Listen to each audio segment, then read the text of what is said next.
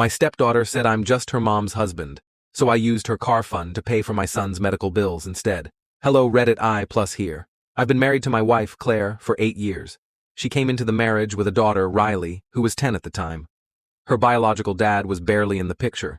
Occasional birthday gifts and a few FaceTime calls a year. So I stepped up. Parent-teacher conferences, dance recitals, school drop-offs, late-night study sessions. I was there. Not once did I treat her differently than my biological son, Tyler, from a previous relationship. Riley is now 18. Tyler is 10. And everything changed a month ago. Let me back up. Ever since Riley turned 13, we started setting aside money for her first car. I opened a separate savings account. Every Christmas and birthday, instead of gifts, Claire and I, mostly me, deposited money into that fund.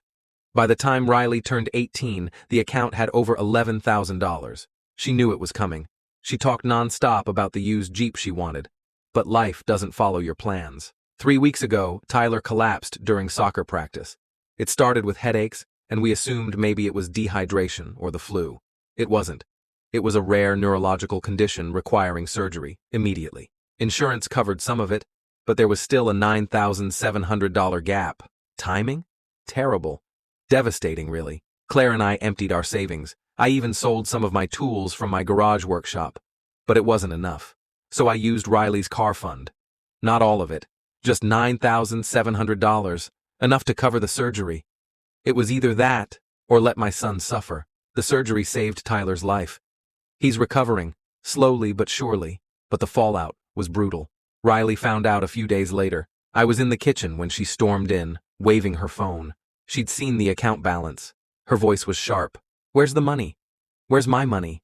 I calmly explained what happened. That it was an emergency. That it was for her brother. That he might have died. She stared at me like I was a stranger. "He's not my brother," she spat. "And you're not my dad. You're just my mom's husband." I'd been called worse, but that hit different. Claire rushed in, trying to calm her, but Riley wouldn't have it. "You had no right, that money was mine."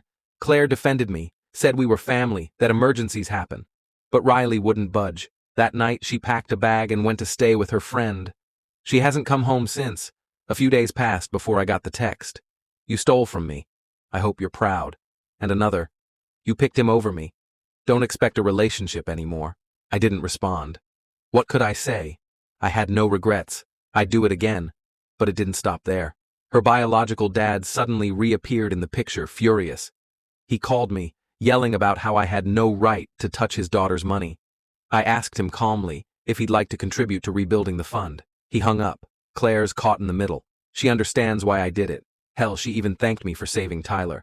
But she's mourning the daughter who won't talk to her, won't come home. I'm angry. Not because Riley's upset, I get it. She was expecting that car. She's 18 and doesn't see the big picture yet. But it's how quickly she erased me. 8 years of school drop-offs, late-night talks, driving lessons, birthday breakfasts, and just like that, I'm just her mom's husband. Last weekend, Tyler asked me if Riley was mad at him. That crushed me more than anything.